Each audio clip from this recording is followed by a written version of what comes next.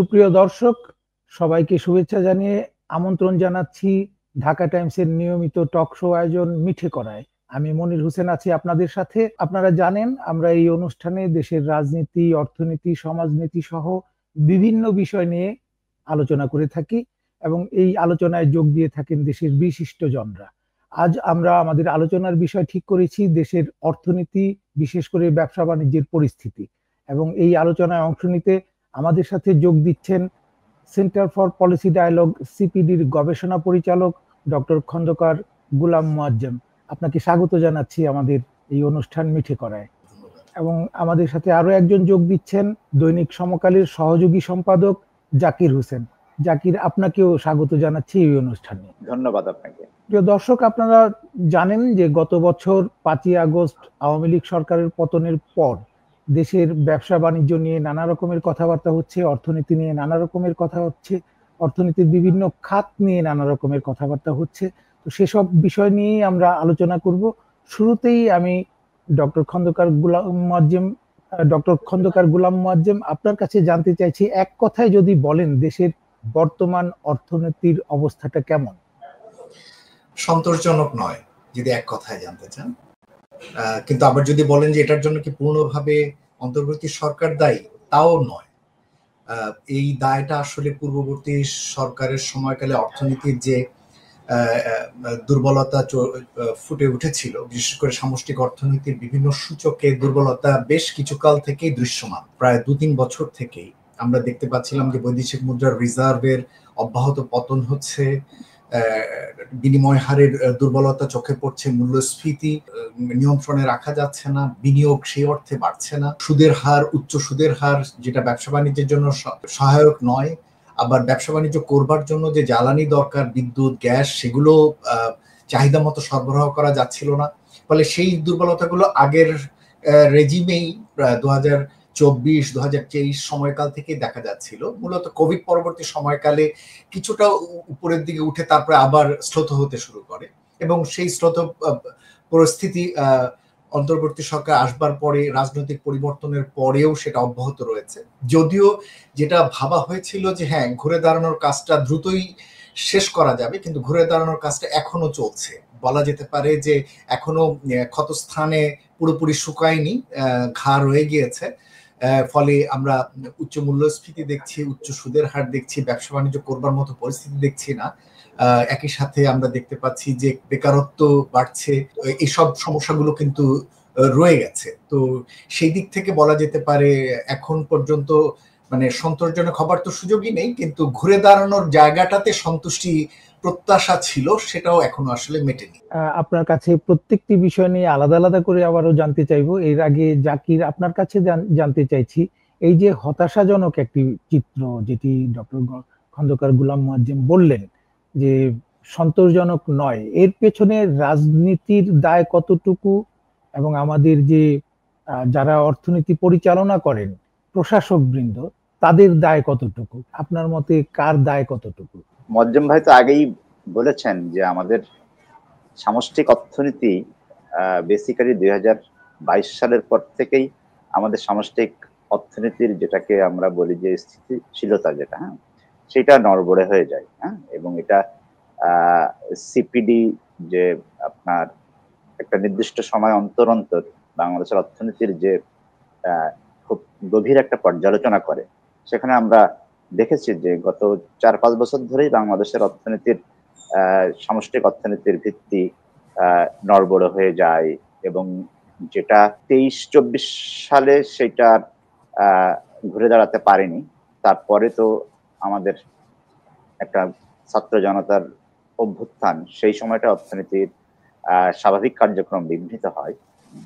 তারপরের যে ঘুরে দাঁড়ানোর যে প্রচেষ্টা আমরা দেখছি, তো সেখানেও আমরা এখনো পর্যন্ত প্রত্যাশার জায়গায় পৌঁছাতে পারিনি।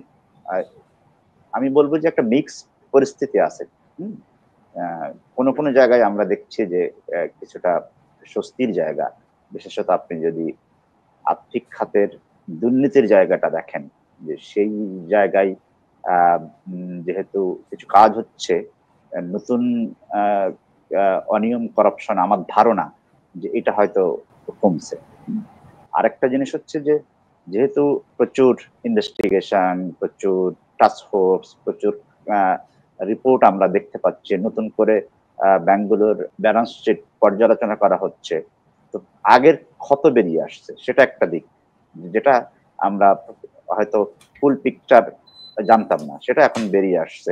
এটা হচ্ছে আর্থিক খাতের একদিকে দুইটা দিক, একটা হচ্ছে যে ক্ষতগুলো বেরিয়ে আসছে, তখন মনে হচ্ছে যে অনেক খারাপ কিছু ঘটে গেছে, আর একটা হচ্ছে যে আপনার ব্লিডিং যেটা, সেটা ধারণা করা হচ্ছে যে এটা একটা বন্ধ হয়েছে। তো এটা আর্থিক খাতের একটা দিক, কিন্তু সবচেয়ে চ্যালেঞ্জের জায়গাটা হচ্ছে জিনিসপত্রের দাম। যে দীর্ঘদিন ধরে আমি খেয়াল করছিলাম একটু আগে যে আমাদের যদিও জানুয়ারিতে আমাদের পয়েন্ট টু পয়েন্ট মূল্যস্ফীতি কিছুটা কম, মানে আগের মাসের চেয়ে, কিন্তু গড় মূল্যস্ফীতি 12 মাসের সেটা 10% বেশি আছে, এবং বাংলাদেশে 2 বছরের বেশি সময় ধরে মূল্যস্ফীতি গড়ে 9% বেশি আছে। তো এটা আমাদের সবচেয়ে বড় চ্যালেঞ্জের জায়গা অর্থনীতিতে। তো অর্থনীতিতে আসলে এক কথায় ব্যাখ্যা করা খুবই মুশকিল, এটা নানা দিক থাকে, কোনো জায়গায় আমরা একটু ইমপ্রুভমেন্ট। জাকির হোসেন, আপনার মাইক্রোফোনটি মনে হয় ভালো মতো কাজ করছে না। আমি এই প্রশ্নটি আরো একবার গোলাম মুয়াজ্জেম আপনার কাছে করতে চাই যে এই যে আমরা একটি নেতিবাচক প্রবণতা নিয়ে এগিয়ে এসেছি, এই নেতিবাচক প্রবণতার পেছনে মূলত কার দায়টা বেশি, অর্থনীতির ব্যবস্থাপকদের নাকি রাজনৈতিক প্রশাসকদের, যারা রাজনীতিতে দেশ পরিচালনা করেছে তাদের? এই দুই দিক থেকে দায়টা কার বেশি বলে আপনার মনে হয়, যেটি অতীত সরকারের সময় থেকে আমরা বহন করে এসেছি? দায়টা আমরা নিরূপণ করতে চাচ্ছি। আপনি কোন সময়ের দায়ের কথা বলছেন? অন্তর্বর্তী সরকার যেটাই বলছেন যে না, আমি আগে থেকে বলছি আর কি, যে এই অন্তর্বর্তীকালীন সরকার তো এইরকম একটি দুর্বল অবস্থা পেয়েছে। এই যে দুর্বল অবস্থা ছিল, কোভিড পরবর্তী অবস্থা, এমনকি আমার যতটুকু মনে পড়ে কোভিডের আগেও যখন প্রতি বছর সরকার বাজেট দিত, আপনারা সিপিডি থেকে এর নানান বিষয় নিয়ে প্রশ্ন তুলতেন যে এগুলির বাস্তবায়ন যোগ্যতা অথবা বিশ্বাসযোগ্যতা, অনেক তথ্যের এসব নিয়ে প্রশ্ন তুলতেন। তো এই যে এইভাবেই আস্তে আস্তে আস্তে আস্তে দুর্বল হতে শুরু করলো বা দুর্বল হচ্ছিল, এর দায়টা কাদের বেশি, অর্থনীতির ব্যবস্থাপকদের নাকি রাজনৈতিক সরকারের রাজনীতিবিদদের? দেখুন, এই দায়টি একেবারে বলতে গেলে একাকার হয়ে গিয়েছিল, মানে রাজনীতিবিদ, ব্যবসায়ী, ব্যাংকার, ব্যুরোক্র্যাটস সকলে আসলে একাকার ভাবে এই পতনের জন্য কাজ করেছেন, এবং সেই জায়গাটিতে শক্ত হাতে যে অ্যাডমিনিস্ট্রেটর বা সরকার পরিচালনার দায়িত্বে যারা ছিলেন তাদের যে ভূমিকাটি রাখা দরকার ছিল, সেই ভূমিকাটি আসলে তারা রাখেননি, এবং সে কারণেই অব্যাহতভাবে আমরা পতন দেখেছি। একটা কথা একটু প্রথমেই পরিষ্কার করা দরকার যে উন্নয়নশীল দেশ, আমাদের মতো উন্নয়নশীল দেশে দুর্নীতি হবে না এটা প্রত্যাশা করা ঠিক নয়। আমাদের দেশে মতো দেশগুলোতে কম বেশি দুর্নীতি হয়, এবং এর ভিতর দিয়ে আসলে অর্থনীতিগুলোকে এগিয়ে নিয়ে যেতে হয়। কিন্তু সেই জায়গাটাতে এবং যেটা হয়ে থাকে এই ধরনের উন্নয়নশীল দেশে, যেহেতু সুশাসনগত ঘাটতি থাকে, সুতরাং সরকার পরিচালনায় গিয়ে আপনাকে কাজ উদ্ধার করতে গেলে বেশ কিছু এদিক ওদিক করবার প্রয়োজন হয়, বাধ্য হয়েই, যাতে কাজগুলো আসলে শেষ হয় এবং ডেলিভারি যেতে দেওয়া যায়। ফলে অনেক সময় ডেলিভারির প্রয়োজনে কিছুটা মেনেও নিতে হয় এই ধরনের। কিন্তু প্রশ্নটি হচ্ছে যে এটি কত বড়, এবং সেই কত বড় জায়গাটিতেই আমরা দেখেছি যে অব্যাহতভাবে একটি গোষ্ঠী সেই জায়গায় যুক্ত হয়েছে, রাজনীতিবিদদের একটি গোষ্ঠী সেখানে যুক্ত হয়েছে, বেসরকারি খাতের একটা গোষ্ঠী যুক্ত হয়েছে, ব্যাংকারদের একটা গোষ্ঠী সেখানে যুক্ত হয়েছে, এবং এর বাইরেও যে সাধারণ পর্যায়ে যারা রয়েছে, বিভিন্ন পর্যায়ে সুবিধাভোগী, তারাও কিন্তু এই পরিস্থিতির সুবিধা নিয়েছেন। এবং সেই জায়গাটিতে যেভাবে প্রতিষ্ঠানগুলো কাজ করার কথা ছিল, প্রতিষ্ঠানগুলো কাজ তো দূরের কথা, আসলে প্রাতিষ্ঠানিক ব্যবস্থাটাই আসলে ভেঙে গিয়েছিল। বলা হয়ে থাকে যে বাংলাদেশে 90-এর দশকে যে সংস্কার হয়েছিল, যেটাকে বলা হয়ে থাকে যে কাঠামোগত সংস্কার, যেটাতে বেসরকারীকরণ শুরু হয়েছিল 90-এর 80-র দশকের শেষে, সেটির মাধ্যমে কিন্তু বাংলাদেশের অর্থনৈতিক উত্তরণ বিগত 2 দশকে চলেছে। কিন্তু বলা হয়ে থাকে যে সেকেন্ড জেনারেশন রিফর্ম, যেটা অর্থাৎ দ্বিতীয় প্রজন্মের যে সংস্কার, যেটা মূলত হয়ে থাকে প্রাতিষ্ঠানিক সংস্কার, সেই প্রাতিষ্ঠানিক সংস্কারটা আসলে কখনোই শুরু করা যায়নি, এবং যেটা দায় দায়িত্ব ছিল পূর্ববর্তী সরকারের সময়কালে এই প্রাতিষ্ঠানিক সংস্কারটা শুরু করা, কোনো জায়গাতেই সেটি করা যায়নি। বরঞ্চ প্রাতিষ্ঠানিক সরকার যখনই কোনো উদ্যোগ নেওয়া হয়েছে তখনই আসলে সেই জায়গাটিতে আরো হয় পিছিয়ে যাওয়া হয়েছে, অথবা বন্ধ রাখা হয়েছে, অথবা এটিকে কোনোভাবে সামনে এগুতে দেওয়া যায়নি। প্রথমত ধরুন যে কর প্রশাসন সংস্কার, এটি কিন্তু 90 সাল পরবর্তী সময়কাল থেকে আলোচনা চলছে যে কর প্রশাসনের সংস্কার দরকার, একটি ডাইরেক্ট ট্যাক্স এবং ভিএটি এগুলোর কাঠামো পরিবর্তন হওয়া দরকার। 92 সালে এই আইনগুলো হয়ে গিয়েছিল, কিন্তু এগুলো আর বাস্তবায়ন করা যায়নি। সরকার এবং সরকারের বাইরে বিভিন্ন গোষ্ঠীর জোটবদ্ধভাবে এগুলোর বিপক্ষে অবস্থান নেওয়ার জন্য, ফলে সেই জায়গাটি করা যায়নি। পাবলিক অ্যাডমিনিস্ট্রেশন রিফর্ম, এই কথাগুলোর 2000 পরবর্তী সময়কালে পাবলিক অ্যাডমিনিস্ট্রেশনের কথা প্রচুর আলোচনা হয়েছে, কিন্তু পাবলিক অ্যাডমিনিস্ট্রেশন রিফর্মে কোনো জায়গায় হাতই দেওয়া যায়নি।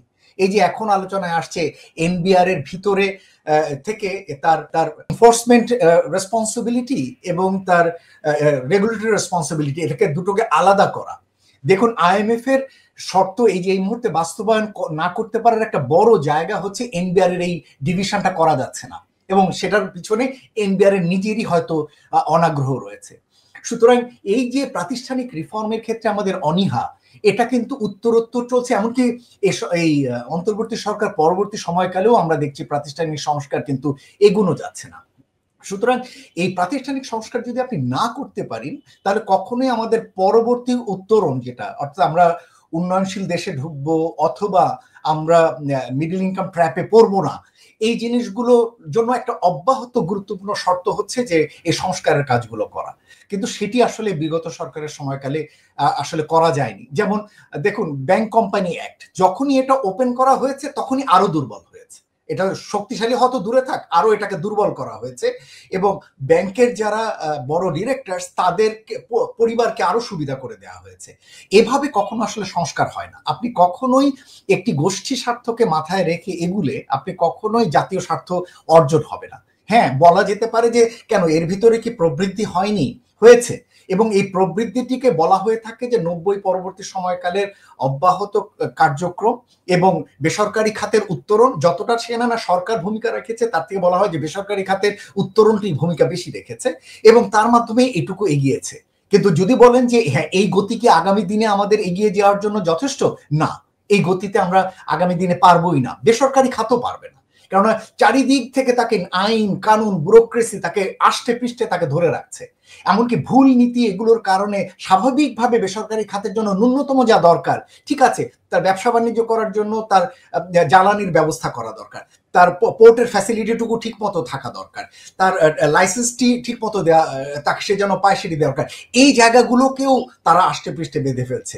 একটা লাইসেন্স নবায়ন করতে বিপুল পরিমাণ টাকা লাগে, এমনকি একটা গ্যাসের লাইনের কানেকশন নিতে একটা ফুল প্রজেক্টের যা ব্যয় তার সমান পরিমাণ ঘুষ চাওয়া হয়। সুতরাং এই যে একটা ব্যবস্থা, এই জায়গা থেকে আপনি কখনোই পরবর্তী উত্তরণ প্রত্যাশা করতে পারেন না।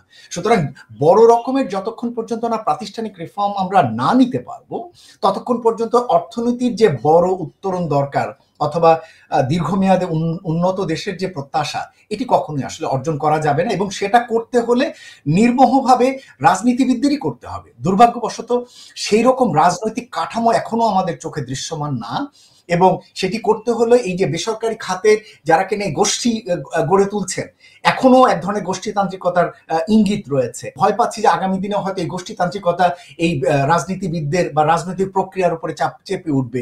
তাতে করে কিন্তু অর্থনীতি আপনি আগামী দিনগুলোতেও খুব প্রত্যাশা মাফিক এগুলো কিন্তু কষ্টকর হয়ে যাবে।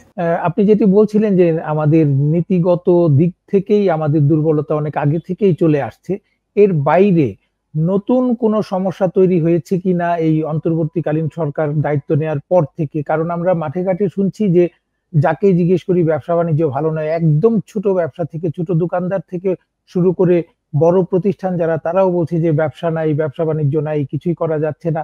তো জাকির হোসেন, আপনি তো মাঠে ঘাটের সাংবাদিক, আপনার কাছে কি মনে হয় এর বাইরে নতুন কোনো উপাদান কি এই সময় যোগ হয়েছে যে কারণে এখন যে চারদিকে এক ধরনের হাহাকার যে ব্যবসা বাণিজ্য ভালো না, কোনো কিছুই করা যাচ্ছে না, এটার কারণটা কি হতে পারে? শুধুই কি ওই নীতিগত দুর্বলতা, নাকি এর সাথে কিছু যোগ হয়েছে নতুন কিছু? ব্যবসা বাণিজ্য ভালো না পুরোপুরি এরকম যে খুবই নেতিবাচক অবস্থা পরিসংখ্যান তা বলে না। আমরা শেয়ার বাজারের তালিকাভুক্ত কোম্পানিগুলোর যে সমস্ত পারফরমেন্স সাম্প্রতিক সময় দেখছি, যেটা ডিসেম্বর এন্ডের, হ্যাঁ, তো কারো কারো তো আমরা প্রফিটও দেখছি। তবে হ্যাঁ, সার্বিকভাবে ব্যবসা বাণিজ্যের যে পরিবেশ, সেই জায়গায় আমরা ঘাটতি দেখছি। এর বিভিন্ন কারণ ব্যবসায়ীরাই বলছেন, যার মধ্যে অন্যতম হচ্ছে আইন শৃঙ্খলা পরিস্থিতি। লিটন ভাই, আপনি আমাকে শুনতে পাচ্ছেন ঠিক মতো? জি জি, শুনতে পাচ্ছি। ঠিক, আইন শৃঙ্খলা পরিস্থিতির বিষয়টাই মুখ্য হয়ে উঠছে নতুন বিনিয়োগের ক্ষেত্রে, নতুন নিয়োগের ক্ষেত্রে একটা বড় বাধা বলে তারা দেখছেন। আপনি যদি দেখেন যে আগস্ট পরবর্তী এবং জুলাই তো পুরোটা সময় আমাদের, আপনি এটাকে আইন শৃঙ্খলা পরিস্থিতির অবনতি বলেন কিংবা আন্দোলনের কারণে সৃষ্ট পরিস্থিতি যেটাই বলেন, যেটা মোদ্দা কথা যে ওই সময় আমাদের অর্থনৈতিক কার্যক্রম বাধাগ্রস্ত হয়েছে। তারপরেই একটা অন্তর্বর্তী সরকার গঠনের পরে তাৎক্ষণিকভাবে সেই পরিস্থিতি হয়তো রেস্টোর করার মতো পরিস্থিতি ছিল না, কিন্তু সবাই প্রত্যাশা করেছিল যে কিছুটা সময় যাওয়ার পরে আইন শৃঙ্খলা পরিস্থিতির একটা লক্ষণীয় উন্নতি হবে। কিন্তু যে কোনো কারণে সেই জায়গায় আমরা ঘাটতি দেখছি, ব্যবসায়ীরা বলছেন, যেটা এই সময়ের ব্যবসা বাণিজ্যের ক্ষেত্রে একটা বড় বাধা। আরেকটা জিনিস হচ্ছে মোয়াজ্জেম ভাই যেটা বলেছেন যে আপনার ব্যবসা বাণিজ্যের ক্ষেত্রে লজিস্টিক্স এর যে বিষয়গুলো, যে আপনার বন্দর, তারপর বিদ্যুৎ, গ্যাস সহ যে সমস্ত বিষয়গুলো আপনার প্রয়োজনীয়তা ব্যবসায়ীদের জন্য বেশি, যে আপনার প্রাতিষ্ঠানিক সংস্কারের মাধ্যমে সে নির্বিঘ্নভাবে এই জিনিসগুলো পাবে এবং সবচেয়ে বড় কথা, সে প্রতিযোগিতামূলক দরে জিনিসটা পাবে খুব প্রাইসে। কিন্তু আমাদের এখানে আগের দুর্নীতির কারণে এমন একটা অবস্থা হয়েছে, বিশেষ করে জ্বালানি পাওয়ার ক্ষেত্রে, যে সরকারকে হয়তো বাধ্য হয়েও উনি সরকার জ্বালানির দাম কমাতে পারছে না। কোনো কোনো জায়গায় আমরা দেখেছি যে বাড়ানোর কথাও উঠছে। বিদ্যুৎ এবং গ্যাস পরিস্থিতির যে উন্নতি দরকার, সেই জায়গায় আমরা হয়তো খুব ভালোভাবে পৌঁছাতে পারিনি। আরেকটা জিনিস হচ্ছে যে এই পিরিয়ডটা তো একটা ট্রানজিশন পিরিয়ড, যে একটা সামনে একটা ইলেকশন হবে এবং সেইটার কথাবার্তা অলরেডি শুরু হয়ে গেছে, রাজনীতিবিদদের সাথে আলাপ চলছে, অন্তর্বর্তী সরকার সংস্কারের কিছু প্রক্রিয়া শুরু করেছে।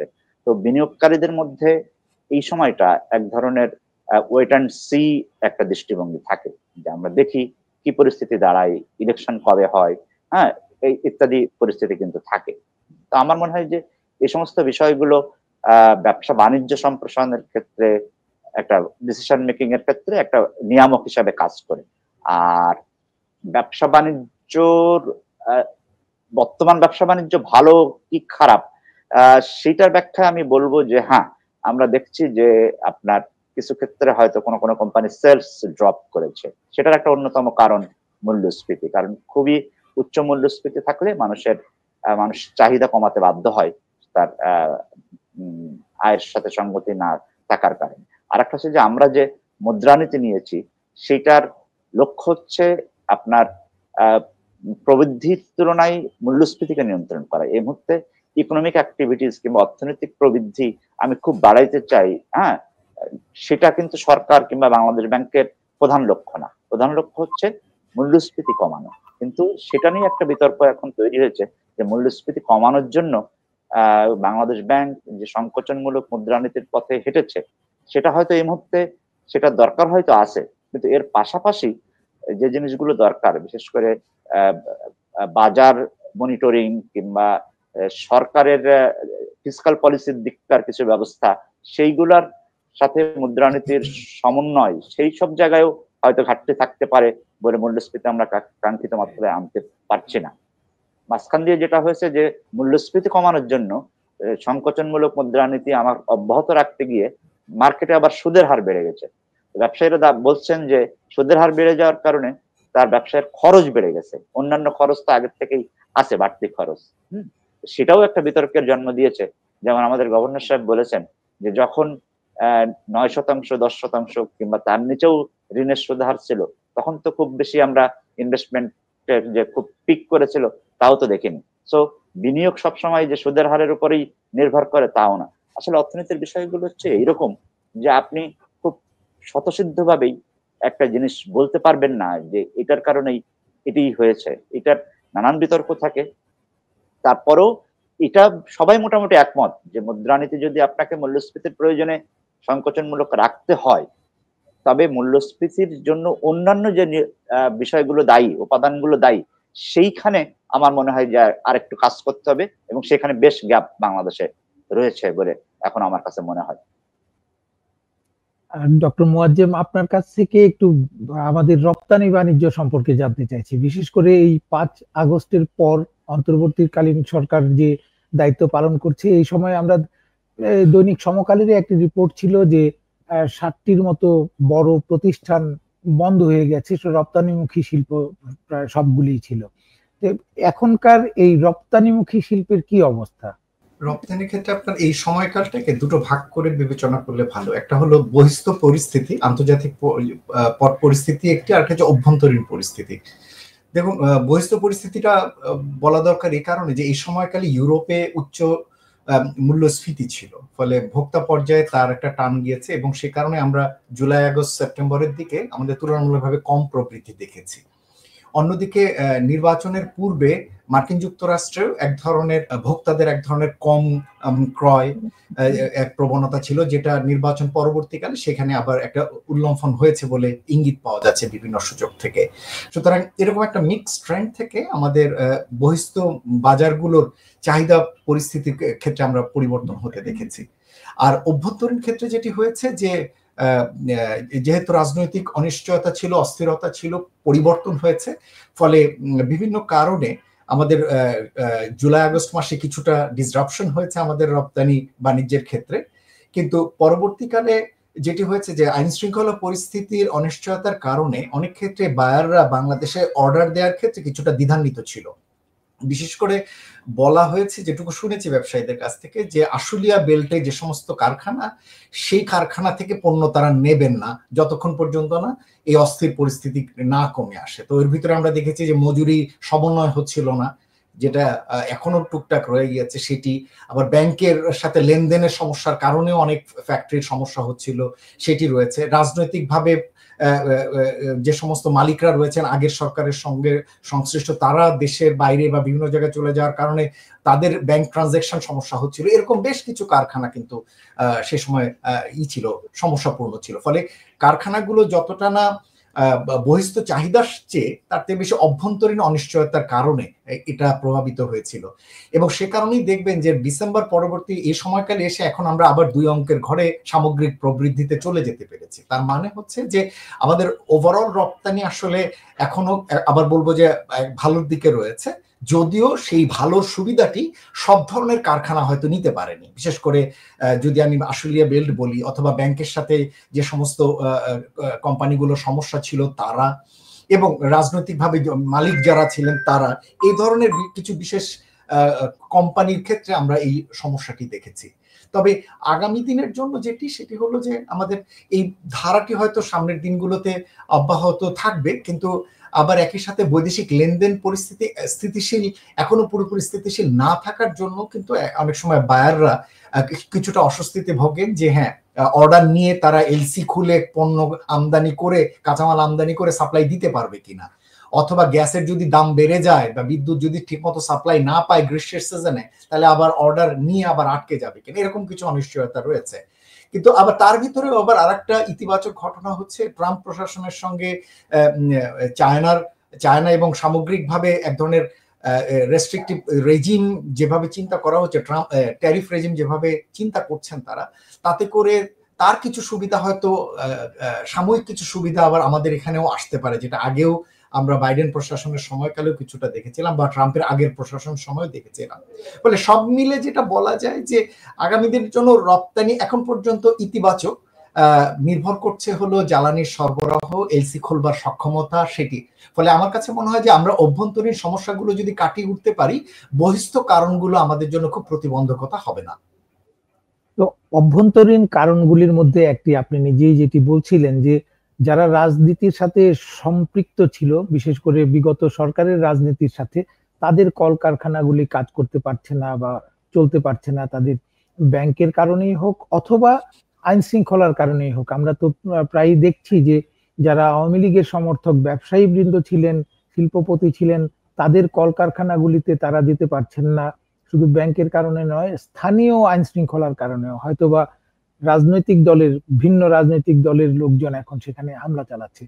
এই ধরনের পরিস্থিতি যদি চলতে থাকে তাহলে ওভারঅল আমাদের অর্থনীতির উপর কতটুকু এর প্রভাব পড়তে পারে? জাকির, আপনি যদি একটু বলেন, এবং পরে আবারও মুয়াজ্জেম ভাইয়ের কাছ থেকেও এই একই প্রশ্নের উত্তরটি চাইবো। জাকির, আপনি যদি একটু বলেন। আমরা কিছু বিচ্ছিন্ন ঘটনা দেখেছি যে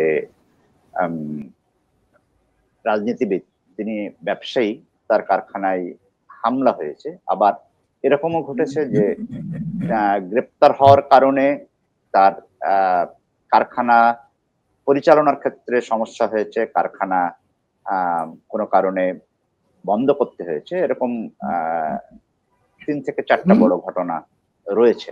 যদিও সেটা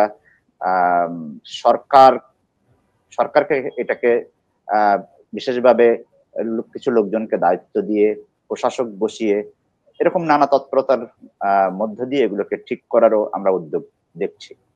আরেকটা জিনিস আমরা যেটা দেখেছি যে শ্রমিকদের বিভিন্ন দাবি দাওয়াকে কেন্দ্র করে শিল্পাঞ্চলে যে অস্থিরতাটা ছিল, আমার ধারণা সেইখানে টার্গেটেড, যে রাজনীতিবিদদের কারখানা টার্গেট করে অস্থিরতা, আমার কাছে সেটা মনে হয় না। আমার কাছে যেটা, আমি অস্থিরতাও এখানে বলা ঠিক হবে কেন আমি জানি না, সেটা শ্রমিকদের দাবি দাওয়া নিয়ে আন্দোলন হয়েছে। সেক্ষেত্রে আমরা সহিংসতার ঘটনা দেখেছি, কারখানায় হামলার ঘটনা দেখেছি, কিন্তু সেইটা পলিটিক্যালি টার্গেটেড ছিল বলে আমার কাছে মনে হয় না। তবে হ্যাঁ, রাজনীতিবিদ ছিলেন, ক্ষমতাচ্যুত আওয়ামী লীগ সরকারের নেতা ছিলেন, তাদের কারখানায় হামলার ঘটনা ঘটেছে, সেটা ঠিক। তো আমার কাছে মনে হয় যে সার্বিকভাবে আমাদের, মুয়াজ্জেম ভাইয়ের কথায় যদি আসি, আমি একটু পরিসংখ্যান দেই যে আমাদের 2023-24 অর্থ বছর, যে অর্থ বছরটা শেষ হয়েছে, সেখানে কিন্তু আমাদের রপ্তানিতে নেগেটিভ গ্রোথ ছিল, মানে আমাদের রপ্তানি কমে গিয়েছিল প্রায় 6%। আর আপনি যদি এই অর্থ বছরের 6 মাস দেখেন, সেখানে আমাদের রপ্তানি বেড়েছে প্রায় 11%। এই পরিসংখ্যানের আবার একটা ব্যাখ্যা আছে, সেটা হচ্ছে যে আমরা যেটা কমেছে দেখছি, আমরা কিন্তু 7-8 মাস আগে আমরা জানতাম যে না, রপ্তানি বেড়েছে। তো পরিসংখ্যানের একটা বড় ধরনের সংশোধন হয়েছে। বাংলাদেশ ব্যাংকেরই মূলত এক ধরনের পর্যালোচনায় জিনিসটা এসেছে যে আমাদের রপ্তানি পরিসংখ্যান আপনার একটু বেশি দেখানো হয়েছিল। সেটা সংশোধনের কারণে দেখা গেছে যে আমাদের রপ্তানি আসলে না বেড়ে গত অর্থ বছরে আমাদের রপ্তানি কমে গিয়েছে। এখন আমরা যেটা দেখছি, সেই কমে যাওয়া রপ্তানি, তার মানে কি, আমার যে ভিত্তিটা কিন্তু দুর্বল, তাই না? যে আমার রপ্তানিটা হয়তো $40 বিলিয়ন না, তার উপরে আমার কিন্তু এখন বাড়তেছে। তার মানে এই গ্রোথটা একদিক দিয়ে পজিটিভ, আবার এই গ্রোথটা এমন না যে আমরা রপ্তানিতে অনেক বেশি ভালো করছি, তাও না। এ হচ্ছে আমার মত। তবে হ্যাঁ, যে রপ্তানি খাতে আমাদের সবসময়ই আমাদের বিভিন্ন রকম চ্যালেঞ্জ মোকাবেলা করে রপ্তানি করতে হচ্ছে। আমাদের প্রধান পণ্য তৈরি পোশাক খাত, তো যে সমস্যা কিংবা যে ধরনের পরিস্থিতি আমরা দেখি, এটা তো আজকের না, এটা কয়েক বছর ধরে, দীর্ঘ বছর ধরে এটা চলে আসছে। তো এই পরিস্থিতি না থাকলে আমরা হয়তো আরো রপ্তানি ভালো করতে পারতাম। আরেকটা হচ্ছে যে তৈরি পোশাকের উপরে বেশি নির্ভরতাও আমাদের আরেকটা কারণ, যে সামগ্রিক রপ্তানিটা অনেক বেশি না বাড়ার পেছনে, যে আমরা অন্যান্য খাত থেকে খুব বেশি রপ্তানি যে করতে পারছি না, সেটা কিন্তু বেশ কিছু বছর ধরে একই রকম পরিস্থিতি। সার্বিকভাবে আমি আপনার প্রশ্নের উত্তরে যেটা বলতে চাই, যে রাজনৈতিক পরিস্থিতি রপ্তানির ক্ষেত্রে কিছু প্রতিষ্ঠানের ক্ষেত্রে একটা বিচ্ছিন্ন প্রভাব ফেলেছে, কিন্তু সেটা সামগ্রিক রপ্তানিকে ব্যাখ্যা করার মতো ঘটনা নয়, অথবা সামগ্রিক অর্থনীতির উপর আহামরি কোনো বড় প্রভাব ফেলবে না। তো মুয়াজ্জেম ভাই কি তাই মনে করেন যে এই যে রাজনৈতিক নেতাদের বা রাজনীতি সংশ্লিষ্ট ব্যক্তিদের কলকারখানাগুলি যদি বন্ধ হয়ে থাকে, আগামীতেও বন্ধ হয়ে থাকে, এর কোনো বড় প্রভাব আমাদের অর্থনীতিতে পড়বে বলে আপনি কি মনে করেন না? আমি আসলে আপনার প্রশ্নের উত্তরটা কয়েকভাবে দিতে চাই। প্রথমত হলো, যে কোনো ব্যবসা প্রতিষ্ঠানের মালিক তার যে কোনো রাজনৈতিক পরিচয়ই থাকুক, তার প্রতিষ্ঠান কখনো আক্রান্ত হওয়া উচিত নয়। এটি হচ্ছে আমার প্রথম নীতিগত অবস্থান। ব্যবসা প্রতিষ্ঠানের সঙ্গে শিল্পের স্বার্থ রয়েছে, ব্যবসা প্রতিষ্ঠানের সাথে কর্মসংস্থান জড়িত রয়েছে, ব্যবসা প্রতিষ্ঠানের সাথে ব্যাংকের ঋণ জড়িত রয়েছে, ব্যবসা প্রতিষ্ঠানের সাথে বৈদেশিক মুদ্রা আনয়ন জড়িত রয়েছে, ব্যবসা প্রতিষ্ঠানতে সরকারের ট্যাক্স ভ্যাট আদায় রয়েছে। সুতরাং কোনো ধরনের রাজনৈতিক পরিচয় যাতে কোনো ধরনের ব্যবসা প্রতিষ্ঠানকে যাতে এফেক্ট না করে, সেটা নিশ্চিত করাটি যে কোনো সরকারের দায়িত্ব। কিন্তু ব্যবসা প্রতিষ্ঠান এবং ব্যক্তির পরিচয় যাতে আবার মিশে না যায়। আমাদের দেশের দুর্ভাগ্য হলো যে আমাদের এখানে কর্পোরেট কালচার ঠিক মতো গড়ে না ওঠার কারণে একজন ব্যক্তি আসলে একটি প্রতিষ্ঠান হয়ে ওঠেন, এবং সে কারণে একজন ব্যক্তির নামেই এলসি, একজন ব্যক্তির নামেই ব্যাংক ঋণ, এবং একজন ব্যক্তির নামেই তার আন্তর্জাতিক বাজারে বায়ারদের সাথে তার পরিচয়, এবং ওই ব্যক্তি যে কোনো কারণে যদি এফেক্টেড হন, তিনি অসুস্থ হন থেকে শুরু করে তিনি রোগাক্রান্ত হন, বা তার পরিবারে কোনো বড় কোনো দুর্ঘটনা ঘটে, সাথে সাথে আমরা দেখতে পাই যে তার প্রতিষ্ঠানটিতেও তার একটা নেতিবাচক প্রভাব পড়তে শুরু করেছে, যেটা খুবই দুর্ভাগ্যজনক। এবং সেটার জন্য আবার আমি বলবো যে ব্যবসায়ীরা দায়ী, এই অর্থে যে ব্যবসায়ীরা তাদের প্রতিষ্ঠানগুলোকে কর্পোরেটাইজ করে উঠতে পারেনি। বাংলাদেশে কর্পোরেট কালচার গড়ে ওঠাটা খুবই প্রয়োজন, যাতে করে ডিরেক্টরসরা যাতে প্রতিষ্ঠানের ডিসিশন, প্রতিষ্ঠানের অপারেশনাল ডিসিশনগুলোতে তাদের যাতে ইনভলভ না হতে হয়। এটির ম্যানেজিং ডিরেক্টর যারা রয়েছেন তারা করবেন, বা কিন্তু যারা কিনা ডিরেক্টর চেয়ারম্যান রয়েছে তারা প্রতিষ্ঠান পরিচালনা থেকে দূরে থাকবেন। এইভাবে দুটো আলাদা করা সত্তা আমাদের দেশে এখনো গড়ে ওঠে না, কারণে যেটি হচ্ছে যে যখনই কোনো রাজনৈতিক ঘটনা ঘটছে, যখনই কোনো পরিবর্তন ঘটছে, তখন প্রতিষ্ঠানটিকেও আমরা এফেক্টেড হতে দেখি। সুতরাং আমাদের এই আগামী দিনগুলোতে যেটা দরকার, কর্পোরেটাইজেশন দরকার। এই যে এত বড় একটা রপ্তানিমুখী খাত, তৈরি পোশাক খাত, যতই আমরা বলি যে তাদের প্রায় 73 থেকে 78% তাদের কর্পোরেটাইজড, দুর্ভাগ্যবশত যতই কর্পোরেটাইজ বলি এবং সেখানে 4-5 জন ডিরেক্টর দেখি, প্রকারান্তরে আসলে একজন চেয়ারম্যান বা তার নির্দেশেই আসলে পুরো প্রতিষ্ঠানটি চলে, বাকিরা আসলে নামকাওয়াস্তে সেখানে ডিরেক্টর হিসেবে থাকেন, এবং এমডি বা ম্যানেজার বা যারা রয়েছেন, জিএম যারা রয়েছেন, তারাও আসলে তার মুখের দিকে তাকিয়ে থাকেন যে কোনো সিদ্ধান্তের ক্ষেত্রে। সুতরাং ব্যাংকের ডিলিং বলেন, বায়ারের সাথে লেনদেন বলেন, প্রাইস নেগোসিয়েশন বলেন, এগুলো একটু একটু ছাড়তে শুরু করেছে, কিন্তু এখনো বহুলাংশে সেটি কর্তার উপরে নির্ভরশীল হয়ে রয়েছে। সুতরাং আমাদের এই পরিবর্তনটি দরকার। এবং আমি কখনোই মনে করি না যে ব্যবসা প্রতিষ্ঠান বন্ধ করা, ব্যবসা প্রতিষ্ঠানকে করা এবং ব্যবসা প্রতিষ্ঠানের কার্যক্রম বন্ধ করে দেওয়া এটি উচিত নয়। হ্যাঁ, তবে একটি জায়গায় আমাদের আইনগত কিছু সংস্কার দরকার আছে। সেটি হলো, আমাদের দেশে যে কোনো ধরনের লায়াবিলিটির ক্ষেত্রে সংশ্লিষ্ট শুধু ওই প্রতিষ্ঠানটিকে শুধু লায়াবল ধরা হয়, কিন্তু কোনো একটি গ্রুপের আন্ডারে যখন অন্যান্য প্রতিষ্ঠান থাকে, সেই প্রতিষ্ঠানগুলোকে লায়াবল ধরা হয় না। ফলে যেটি হয় যে প্রকারান্তরে এক গ্রুপের এক কোম্পানির নামে লোন নিয়ে দেখা যায় যে সেই লোনের টাকা ট্রান্সফার হয়ে অন্য কোম্পানিতে ব্যবহার হচ্ছে, এবং সেই লোনের টাকার দায়ভার আবার এই হয়তো দুর্বল কোম্পানিটির নামেই রয়ে গিয়েছে, এবং এই কোম্পানিটি যাই হোক অন্য কোম্পানিগুলো হয়তো চলছে বা টাকা অন্য ক্ষেত্রে ব্যবহার হচ্ছে, সেই দায় দায়িত্ব নিচ্ছেন না। এক্ষেত্রে আন্তর্জাতিক যে রীতি, সেটি হলো যে গ্রুপ অফ কোম্পানিজ হলে অবশ্যই তার সকল কোম্পানিগুলোকে তার দায়ভার মেটাতে হবে। অর্থাৎ এটা একটি কোম্পানি যদি কোনোভাবে ঋণগ্রস্ত হয়, দায় মেটাতে না পারে, তাহলে গ্রুপের অন্য কোম্পানিগুলোরও সেই দায় মেটানোর জন্য এগুতে হবে। এক্ষেত্রে আমাদের আইনগত সংস্কার যেটি দরকার, আমাদের দেশে গ্রুপ অফ কোম্পানিজের কনসেপ্ট এখনো প্রচলিত নেই আইনিভাবে।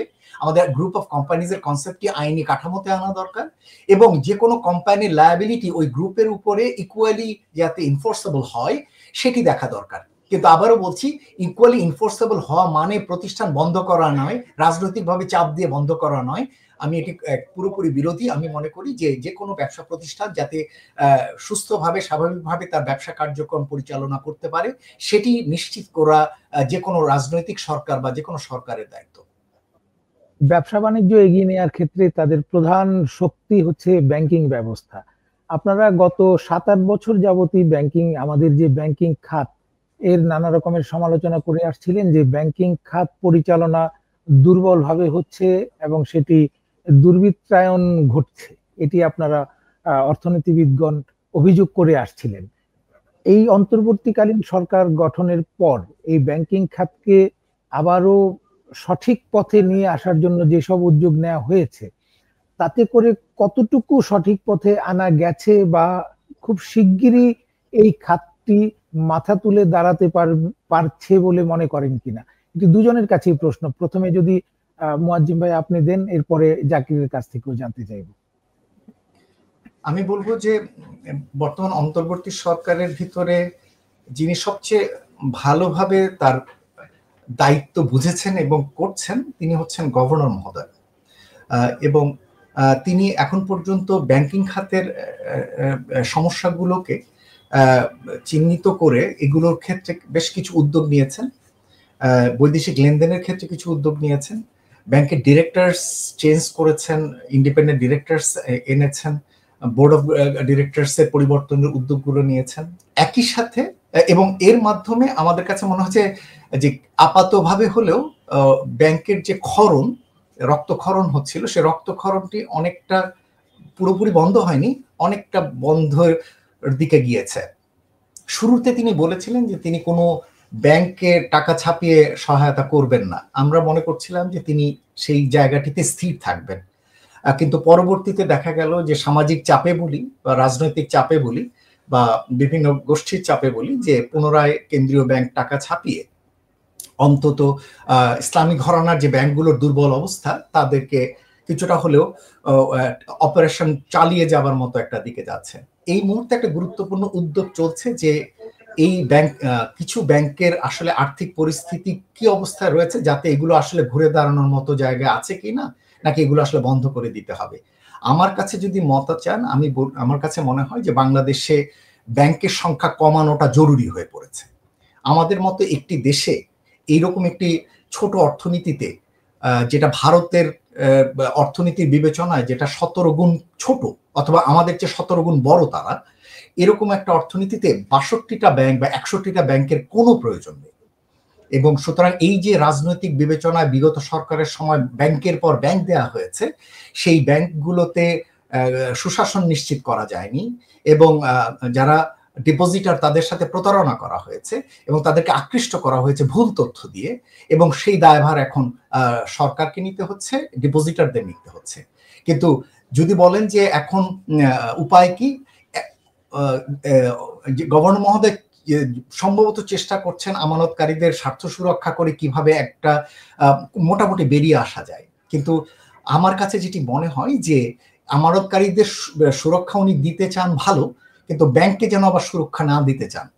আমার কাছে মনে হয় যে কিছু ব্যাংক আসলে বন্ধ করতে হবে, এবং সেই জটিল কাজটি এই সরকারকেই করতে হবে।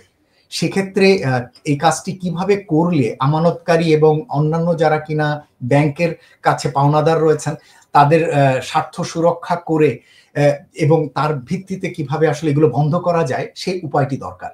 এবং আমাদের মতো দেশে এত ব্যাংকের কখনোই দরকার নেই, এবং এই অর্থনীতি এত বড় হয়নি, বিকশিত হয়নি, যে এত স্পেশালাইজড হয়নি। এখানে যেটি হয়, একজন আরেকজনের মার্কেটের পাইকে আসলে ছোট করছে, যত ছোট করছে তত আসলে ফলস মার্কেট সিগন্যাল দিয়ে ডিপোজিট অ্যাট্রাক্ট করার চেষ্টা হচ্ছে, এবং তাতে ডিপোজিটাররা প্রতারিত হচ্ছে, তাদের ডিপোজিট আটকে যাচ্ছে, পেনশনের টাকা আটকে যাচ্ছে, এমনকি মাসিক যে বেতন, সে বেতনগুলো আটকে যাচ্ছে, তারা দিতে পারছে না। সুতরাং সেরকম একটি জায়গায় আমার ধারণা যে আর্থিক খাতের ক্ষেত্রে, বিশেষ করে ব্যাংকের ক্ষেত্রে কিছু ব্যাংক বন্ধ করা জরুরি। এটা হলো এক। দ্বিতীয়ত হলো যে এই যে বিপুল পরিমাণে লোন নিয়েছেন নামে বেনামে ডিরেক্টররা, অর্থাৎ এক ব্যাংকের ডিরেক্টর আরেক ব্যাংক থেকে, আরেক ব্যাংকের ডিরেক্টর আরেক ব্যাংক থেকে, এই ডিরেক্টরদের দায় দায়িত্ব আসলে ব্যক্তিগত পর্যায়ে তাদের নেওয়া দরকার আছে, এবং যে সমস্ত কোম্পানির নামে আছে সেই সমস্ত কোম্পানির নামে সেগুলো দায়ভারটা স্প্রেড ওভার করা দরকার আছে। দুর্ভাগ্য হলো যে সমস্ত জামানতের বিপরীতে এই লোনগুলো নেওয়া হয়েছে, এখন বেরিয়ে আসছে যে ওই জামানতগুলো আসলে ফলস। অর্থাৎ জামানত দেখানো হয়েছে 20,000 কোটি টাকা, আসলে সম্পত্তি আছে 3,000 কোটি টাকা। ফলে ওই যে জামানত বিক্রি করেও যে টাকাটা উঠিয়ে আনবে ব্যাংকগুলো বা কেন্দ্রীয় ব্যাংক যে সেখানে ফ্যাসিলিটেট করবে, সেই সুযোগটিও আসলে এখানে অনেক ক্ষেত্রে রহিত। কিন্তু এত কিছুর পরে আমার কাছে মনে হয় যে ব্যাংকিং খাতের জন্য একটা শিক্ষা দরকার আছে। আমি শুরুতেই যেটা বলেছিলাম যে প্রাতিষ্ঠানিক সংস্কারকে আমরা দিনকে দিন আমরা পিছিয়েছি, এবং ব্যাংকিং খাত হচ্ছে তার উজ্জ্বল উদাহরণ, যেখানে প্রাতিষ্ঠানিক সংস্কার সবচেয়ে বেশি দরকার ছিল এবং সেটাকে আসলে পিছিয়ে দেওয়া হয়েছে পূর্বতন সরকারের সময়। সুতরাং এই একটি সিগন্যাল, মার্কেটে একটা সিগন্যাল দেওয়া দরকার যে ব্যাংকের ক্ষেত্রে এই ধরনের দুর্বল ব্যবস্থাপনা, দুর্বল অ্যাডমিনিস্ট্রেশন এবং দুর্বল ডিরেক্টরশিপ, এই ধরনের পরিচালনা, এই জায়গাগুলো থেকে বেরিয়ে আসার জন্য আসলে ডিরেক্টরসকে দায়িত্ব দেওয়া, এগুলোকে ক্লোজ করা এবং একই সাথে অন্যান্য ব্যাংকগুলোর জন্য মার্কেট সিগন্যাল দেওয়া, এটা খুব জরুরি হয়ে পড়েছে। জাকির, আপনার কাছেও যে একই রকমের প্রশ্ন এবং একই হয়তোবা উত্তর আসবে, এর সাথে একটু যোগ করি প্রশ্নটির সাথে। সেটি হচ্ছে যে এই যে অন্তর্বর্তী সরকার বিভিন্ন উদ্যোগ নিয়েছে ব্যাংকিং খাতকে চাঙ্গা করার জন্য, একই সাথে আমরা নানা রকম কথা শুনি যে ব্যাংকিং খাত থেকেই বা এই অন্তর্বর্তীকালীন সরকারের যারা আর্থিক খাত ব্যবস্থাপনায় আছেন তারা বলেন যে এই ব্যাংক থেকে টাকা তুলে বিদেশে পাচার করে দেয়া হয়েছে। বিদেশে পাচারের পক্ষে নানা রকমের তথ্য দেওয়া হচ্ছে, তথ্য উপাত্ত দেওয়া হচ্ছে, নথিও বের করা হচ্ছে। এই বিদেশে পাচার হওয়া টাকা কি কখনো ফেরত আনা সম্ভব? এটি কি কোনো দেশ কখনো তার দেশ থেকে বের হয়ে যাওয়া টাকা ফেরত আনতে পেরেছে? আপনার কি মনে হয়? হ্যাঁ, বিদেশে পাচার হওয়া সম্পদ ফেরত আনতে পেরেছে এরকম উদাহরণ আছে, যদিও এটার বৈশ্বিক অভিজ্ঞতা যে খুবই সুখকর তা না, এসেছে কিন্তু সেটা মাত্রা কম। আপনার তবে হ্যাঁ, যে পাচার করা অর্থ যদি আপনি যথাযথভাবে চিহ্নিত করতে পারেন যে দেশে এই অর্থটা গেছে বলে অনুমিত, আপনি সেটা যথাযথ এভিডেন্সের মাধ্যমে যদি তাদেরকে দেখাতে পারেন, আমাদের দেশে বিচারের ব্যবস্থায় মানে আমাদের দেশের আইনের মাধ্যমে যদি প্রমাণ করা যায় যে এটা লুণ্ঠিত অর্থ, সেটা পাচার হয়েছে, তার সাথে সেই দেশের সাথে সেই ইনফরমেশন গুলো শেয়ার করে, এগুলো আছে, নানান প্রক্রিয়া আছে, মানে আনা যে অসম্ভব তা না, কিন্তু এটা জটিল এবং একটু দীর্ঘমেয়াদী। আমাদের বাংলাদেশে কিন্তু এটা ফেরত আনার উদাহরণ একটি রয়েছে এর আগে। আপনি দেখবেন যে সাম্প্রতিক সময়ে এমন কিছু তথ্য আমরা বিশেষ করে ব্রিটেনে সাবেক ভূমিমন্ত্রীর বিষয়ে কিছু তথ্য আমরা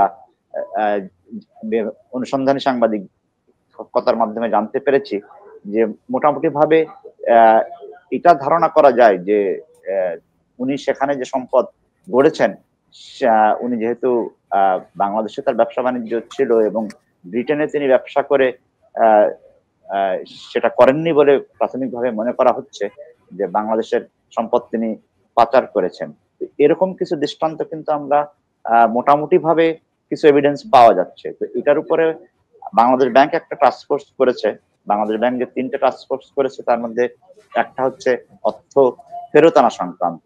তো কাজ চলছে, যদি আমরা যথাযথভাবে যে প্রক্রিয়া মেনে এটা করতে হয় এবং অন্য দেশের সহযোগিতা পাই, অন্য দেশের সহযোগিতা এখানে গুরুত্বপূর্ণ। কারণ একটা জিনিস হচ্ছে কি, যে আমরা কোনো দেশের ক্ষেত্রে এমন দেখেছি যে তারা জানে যে আমাদের মতো দেশ থেকে অপরাধের মাধ্যমে অর্জিত অর্থ তারা নানাভাবে কিন্তু বিনিয়োগের সুযোগ করে দিয়েছে। তারা জানে যে তাদের এখানে যে সমস্ত বিনিয়োগের স্কিম রয়েছে, আবাসন কিংবা নাগরিকত্ব, বিভিন্ন ভাবে, সেখানে যে সবসময় বৈধভাবে উপার্জিত অর্থ যে বিনিয়োগ হচ্ছে তা কিন্তু না, সেটা কিন্তু তারাও জানেন। তো এই ধরনের স্কোপ কিন্তু বিভিন্ন উন্নত রাষ্ট্রেও আছে। তো এই কারণে আমি মনে করি যে এইটা আমার ইকোনমিক ডিপ্লোমেসি যে প্রক্রিয়া মানতে হয় সেগুলো নিয়ে আমরা কতটুকু এগোতে পারবো, দেশগুলোর আমরা কতটা সহায়তা পাবো, অনেক কিছুর উপরে নির্ভর করবে। পুরাপুরি ভাবে আমরা যে অর্থের কথা শুনি এটা সবটাই উদ্ধার করতে না পারলেও আমার মনে হয় যে কিছু অর্থ উদ্ধার করা সম্ভব। আমি মুয়াজ্জেম ভাই আপনার কাছ থেকে আরেকটি বিষয় জানতে চাইবো এখন, সেটি হচ্ছে যে আমি একটু আপনার প্রশ্নটি আপনার প্রশ্নটি যাওয়ার আগে আমি জাকির হোসেনের প্রশ্নের সাথে একটু যুক্ত করতে চাই। সেটা হলো, ঠিক আছে, আমাদের পূর্বতন সরকারের সময়কার অর্থ আনা যাচ্ছে না বা আনতে সময় লাগবে, কিন্তু বর্তমান সরকার কি এটি নিশ্চিত করতে পেরেছে যে এই মুহূর্তে টাকা পাচার হচ্ছে না? আমরা কি বলতে পারি যে এই মুহূর্তে টাকা পাচার হচ্ছে না? সেটা কিন্তু আমরা বলতে পারি না। তার কারণ কিন্তু এটা তো আমাদের, এই জায়গাটি তো আমাদের অন্তত হাতের ভিতরে, যে এখনকার অন্তত আর যেন পাচার অত ওইভাবে না হয় বা পাচারের প্রক্রিয়াটি যেন এখন বন্ধ করা যায়, সেই উদ্যোগ কি রয়েছে? আমি তো বলবো যে সাইমালটেনিয়াসলি আমাদের ওই উদ্যোগটি নেওয়া দরকার, যে আর যেন রক্তক্ষরণ না হয়, আর যেন দেশ থেকে অবৈধভাবে টাকা যেন পাচার না হয়। আপনি সেটা তখন করতে, এখন যে মেকানিজম রয়েছে দেশে, তাতে আপনি সেটি নিশ্চিত করতে পারবেন না। এবং সেটি এই কারণেই পারবেন না, বাংলাদেশে ইন্টিগ্রেটেড ফাইন্যান্সিয়াল ট্রানজাকশন সিস্টেম নেই। আমাদের দেশের ভিতরে যতক্ষণ পর্যন্ত না ব্যাংক, পুঁজিবাজার, জমি লেনদেন এবং অন্য যত ধরনের ট্রানজাকশন, এগুলোকে একটা ইন্টিগ্রেটেড সিস্টেমে, ট্রানজাকশন সিস্টেমে না আনতে পারবেন, ততক্ষণ পর্যন্ত আপনি এগুলো ট্রেস করতে পারবেন না, ট্র্যাক করতে পারবেন না, কে নিয়ে যাচ্ছে, কার কাছে নিয়ে যাচ্ছে, নামে নিচ্ছে, বেনাচ্ছে, ক্যাশ ইন হ্যান্ড, কার কাছে আছে না আছে, কিছুই ধরতে পারবেন না। সুতরাং আমাদের আশু দরকার হচ্ছে যে ওই প্রক্রিয়াটির পাশাপাশি কেন্দ্রীয় ব্যাংকের উচিত হবে, অন্যান্য যারা ফাইন্যান্সিং অথরিটি আছে উচিত হবে, তারা এখনই তাদের কাজ শুরু করা দরকার, যে ভবিষ্যতে নিরিখে যাতে বাংলাদেশ থেকে পাচারটি যাতে রোধ করবার জন্য এক ধরনের ইন্টিগ্রেটেড ফাইন্যান্সিয়াল ট্রানজাকশন সিস্টেমে তারা যাতে এখনই তারা ঢোকে। দেখুন, এটিতে না যাবার ব্যাপারে কিন্তু সকলের আগ্রহ রয়েছে। কেউ চান না তার টাকা ট্রেস হোক, কেউ চান না যে উনি যে লেনদেন করেছেন বৈধ অবৈধ এটা ধরে ফেলুক কোথাও। সুতরাং সরকারের ভিতরে, বেসরকারি খাতে, বাইরে, রাজনৈতিক পর্যায়ে বিভিন্ন জায়গায় কিন্তু এটার বিপক্ষে অবস্থান রয়েছে, সেজন্য এটি এগোনো যাচ্ছে না। কিন্তু যদি আপনি না চান, আমি তো বলবো যে এই সরকারের অন্য যে কোনো এজেন্ডা, যে এই ধরনের এজেন্ডাতে তার সে কাজ করা উচিত, যেখানে অন্তত একটা ইন্টিগ্রেটেড ফাইন্যান্সিয়াল ট্রানজাকশন সিস্টেম দেশের ভিতরে এস্টাবলিশ করা, যেটাতে ক্রস বর্ডার যে কোনো ট্রেড, ইন্টারন্যাশনাল ট্রেড, রেমিটেন্স হোক, এক্সপোর্ট হোক, ইম্পোর্ট হোক, দেশের ভিতরে ইন্টারনাল যে কোনো ট্রানজাকশন হোক, all should be under one transaction system, এবং প্রত্যেকটা ট্রানজাকশন একটা ভ্যালিড আইডির এগেনস্টে হতে হবে। সেরকম একটা সিস্টেম, যেমন ভারতে আমরা আধার কার্ডের কথা বলি, এবং সেটা দিয়ে অনেকটাই তারা এই ধরনের ট্রানজাকশনকে লোকে ট্রেস করতে পারছে, সেরকম একটা সিস্টেমে কিন্তু আমাদেরও উত্তরণ প্রয়োজন পড়বে।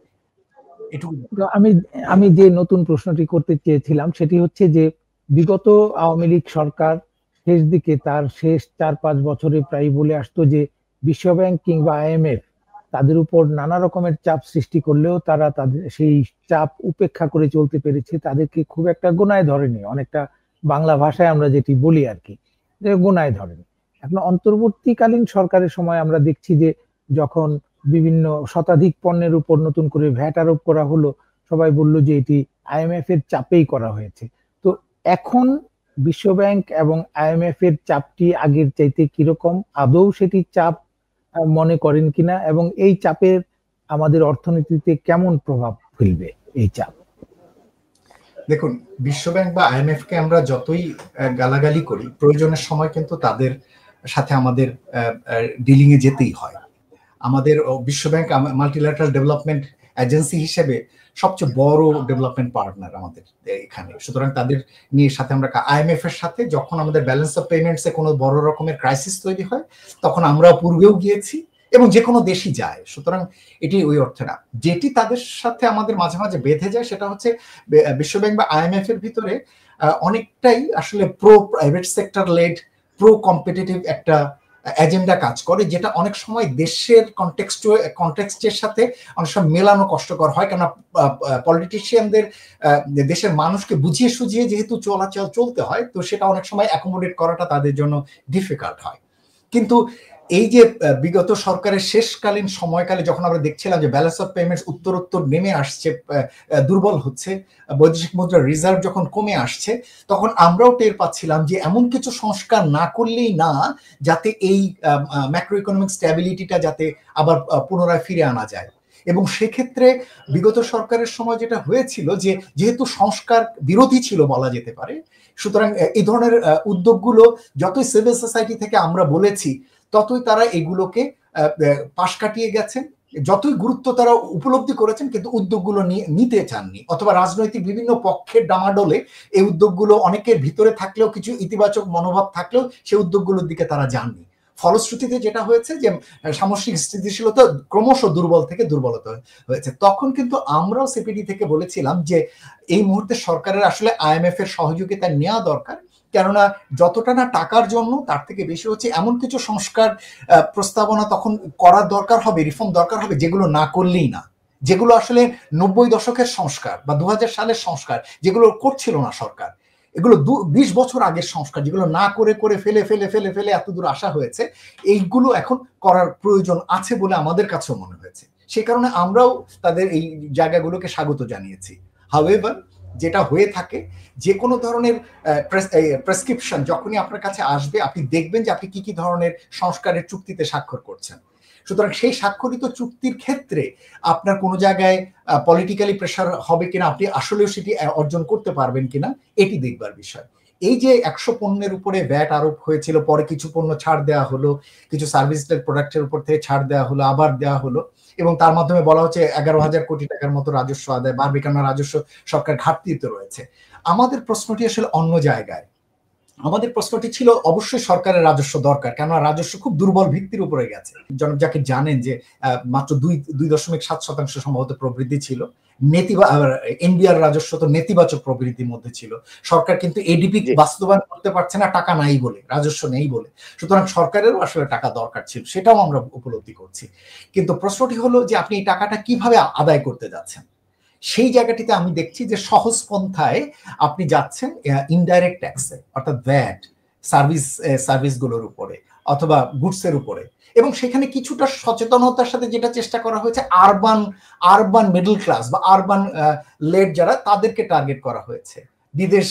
বিদেশ ভ্রমণের সময় টিকিটের উপরে, সিনেমা দেখতে গেলে, এসি রেস্টুরেন্টে, ঠিক আছে, অথবা দামি কোনো পণ্য বা সেবা কেনার ক্ষেত্রে এই জিনিসগুলো করা হয়েছে। কিন্তু আবার একই সাথে ওগুলো থেকে যেহেতু আদায় বেশি হয় না, বেশি আদায় হয় হলো ইন্টারনেট ব্যবহার করা থেকে, আবার মোবাইল সার্ভিসগুলো ব্যবহার করা থেকে, ওইখানে আবার টার্গেট করলেন, যেটা আবার সাধারণ মানুষকে এফেক্ট করে। আমাদের প্রশ্ন ছিল সরকারের উচিত বা এনবিআরের উচিত, এখনো আমরা মনে করি, ডাইরেক্ট ট্যাক্সের দিকে তাকানো। এবং আমাদের হিসেবে আমরা যেটা দেখেছি যে সরকার 2021 সালে যে পরিমাণ সে তার কর আদায় করেছিল, তার সমপরিমাণ কর থেকে সে বঞ্চিত ছিল। অর্থাৎ কর ফাঁকি এবং কর এড়িয়ে যাওয়া এবং কর জালের বাইরে থাকার কারণে সমপরিমাণ কর থেকে সরকার বাইরে রয়েছে। আপনি তাদেরকে কেন টার্গেট করছেন না? আপনি কি তাদেরকে চেনেন না? খুব সহজেই তো চেনা যায়।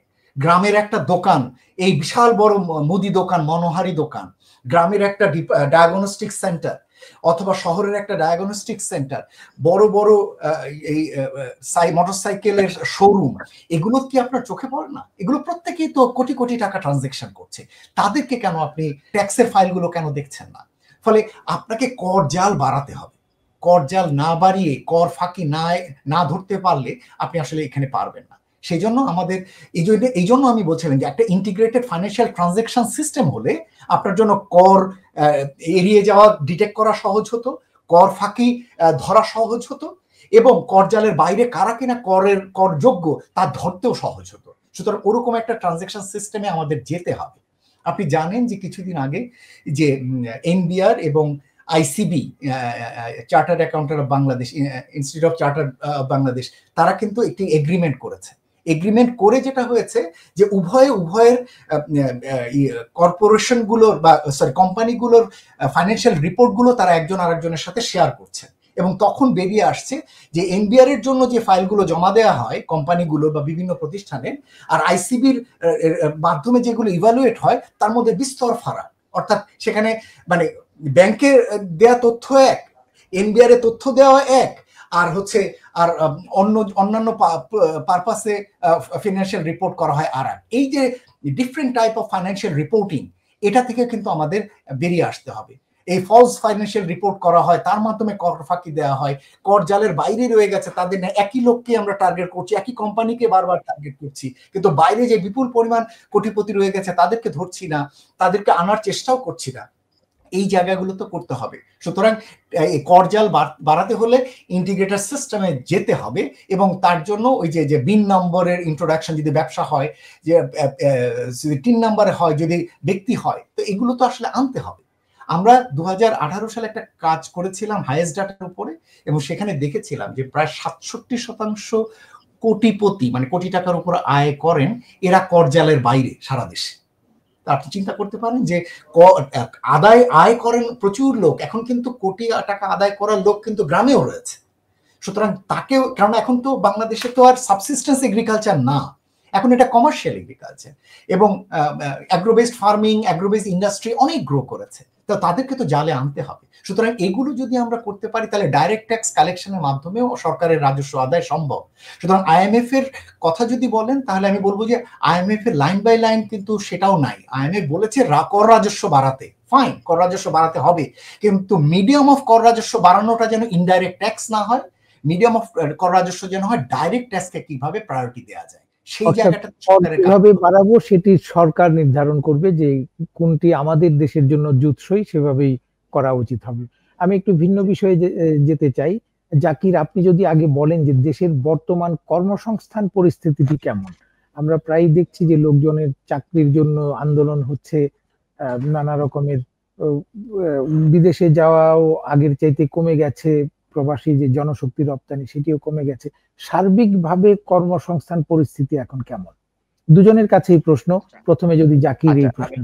হ্যাঁ, সংক্ষেপে বলি যে বিদেশে জনশক্তি যাওয়ার বিষয়টা এটা আপডেটেড তথ্য, এবং সেখানে আমরা দেখছি যে সাম্প্রতিক সময়ে সেটা কমেছে। আর দেশের যে কর্মসংস্থান পরিস্থিতি, আমাদের পরিসংখ্যান ব্যুরো কোয়ার্টারলি যে রিপোর্টটা করে, সেটা খুবই হালনাগাদ তথ্য নেই। আর আসলে বিবিএস এর ওই রিপোর্ট দিয়ে কর্মসংস্থানের প্রকৃত চিত্র বোঝা যায় না, তারা যেটা বলে। তবে এটা ঠিক যে আমরা বিভিন্ন আপনার লক্ষণ দেখে বুঝছি যে নতুন কর্মসংস্থান আসলে সীমিত হয়ে পড়েছে, বিশেষ করে বেসরকারি খাতে আমরা যদি দেখি। আমি জাস্ট এখানে আমি রেভিনিউ প্রসঙ্গটাই যদি আপনি আসি, দেখেন রেভিনিউতে আমাদের গত অর্থ বছরে যেখানে আমাদের প্রায় 16% রেভিনিউ বেড়েছিল এনবিআর এর, এই অর্থ বছরের 6 মাসে আমাদের রেভিনিউ কিন্তু কমে গেছে প্রায় 1%। মানে রেভিনিউতে কিন্তু নেগেটিভ গ্রোথ হয় না, গ্রোথ কম হয়, হয়তো 10-12, আগে একসময় 15-20 ছিল, কিন্তু নেগেটিভ গ্রোথ কিন্তু খুব কম দেখা যায়। তো দেখেন যে এই যে রেভিনিউ যে কম হওয়ার একটা কারণ হিসাবে কিন্তু আমরা বলতে পারি যে আমাদের ব্যবসা বাণিজ্য খুব একটা ভালো নেই। এখন ব্যবসা বাণিজ্য খুব একটা ভালো না থাকলে সেটার প্রভাব তো কর্মসংস্থানেও আছে। বিনিয়োগ যদি নতুন না হয় তাহলে নতুন কর্মসংস্থান খুব বেশি হবে না। তো আমরা পরিসংখ্যান ব্যুরোর খুব হালনাগাদ তথ্য না পেলেও এটা বুঝতে পারি যে কর্মসংস্থানে খুব একটা কর্মচাঞ্চল্য নেই, এটা কর্মসংস্থানের যেটা পরিস্থিতি। আর আমরা আন্দোলন যেটা দেখছি সেটা সব ক্ষেত্রেই যে নতুন কর্মসংস্থান তাও না। তবে এটা সত্য, আপনি যদি জুলাই মুভমেন্টটাও যদি দেখেন, আপনি জুলাই মুভমেন্টে যারা অংশ নিয়েছে, এটা কিন্তু বিশ্বব্যাংক বাংলাদেশ ডেভেলপমেন্ট আপডেটেও লিখছে যে শুধুমাত্র কোটা কিন্তু জুলাই মুভমেন্টের অন্তর্নিহিত বিষয় না। এই যে দীর্ঘদিন ধরে যুব সমাজ যে যথাযথভাবে কর্মসংস্থান পায় না, শোভন কর্মসংস্থান পায় না, এই শিক্ষিত হয়েও সে যে বেকার থাকে, সেইটার আপনার এই যে ফল আউটটা, সেটা একটা অন্যতম কারণ কিন্তু এটা, যে শুধু চাকরিতে আমরা কোটা চাই না সেটা কিন্তু না এই আন্দোলনটা। সো কর্মসংস্থান পরিস্থিতি যে বাংলাদেশে খুব বেশি ভালো অবস্থায় নেই সেটা শুধু অতি সম্প্রতি না, এটা দীর্ঘদিন ধরে কিন্তু বাংলাদেশের খুব ভালো মানে কর্মসংস্থান গতিধীর এবং শোভন কর্মসংস্থানের হার খুবই কম, মানে পরিমাণ খুবই কম। আমরা অনেকটা লম্বা সময় কাটালাম, সুতরাং শেষ করব আমরা শিগগিরই। এর আগে একটি বিষয় ডক্টর মোয়াজ্জেম আপনার কাছ থেকে জানতে চাইছি। বাংলাদেশের বৈদেশিক বাণিজ্যের একটি বড় পার্টনার ভারত। ভারতের সাথে বর্তমানে আমাদের সম্পর্ক সর্বকালের না হোক খুবই শীতল। এই শীতল সম্পর্কটি আমাদের দুই দেশের ব্যবসা বাণিজ্যের উপর কি ধরনের প্রভাব ফেলতে পারে, এবং সেই প্রভাবটি আমাদের অর্থনীতিতে কি ধরনের প্রভাবিত করবে অর্থনীতিকে? দেখুন, বাংলাদেশের অর্থনৈতিক দৃষ্টিভঙ্গি থেকে যদি আমি বলি, তো আমি মনে করি যে ভারতের উপর কি প্রভাব পড়ছে সেটা আমার ভাবার প্রয়োজন নেই। আমার প্রয়োজন হচ্ছে আমার দেশের উপরে প্রভাব পড়ছে, এবং সেটা আমার রপ্তানিতে, সেটা আমার আমদানিতে, সেটা আমার বৈদেশিক বিনিয়োগের ক্ষেত্রে, সেটা উভয় দেশের মধ্যে যে সমস্ত দ্বিপক্ষীয় বিনিয়োগ সহায়তা চুক্তি চলছে সেগুলোর ক্ষেত্রে, এই ধরনের জায়গাগুলো যদি আমি চিন্তা করি, তাহলে আমার কাছে মনে হয় যে এই জায়গাটিতে এখন পর্যন্ত খুব বড় রকমের নেতিবাচক প্রভাব দৃশ্যমান না হলেও উভয় দেশের মধ্যে যদি রাজনৈতিক অস্বস্তির জায়গা থাকে, তাহলে ভবিষ্যৎ লেনদেনগুলো কিন্তু বাধাগ্রস্ত হতে পারে।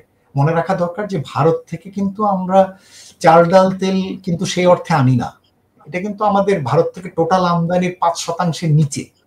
আমরা প্রায়শই কথাবার্তা বলার সময় পেঁয়াজ নিয়ে, তেল নিয়ে, চাল নিয়ে যত কথা বলি, এটা আমার টোটাল আমদানির 5% নিচে। আমাদের মূল আমদানি হচ্ছে আমাদের কাঁচামাল, শিল্পের কাঁচামাল। আমার মূল আমদানি হচ্ছে মধ্যবর্তী পণ্য, মূল আমদানি হচ্ছে আমার মেশিনারিজ। সো এই সমস্ত জিনিসগুলো তো আমার শিল্পায়ন, আমার কর্মসংস্থান, এমনকি আমাদের রপ্তানির প্রতিযোগিতা সক্ষমতার জন্য অত্যন্ত জরুরি।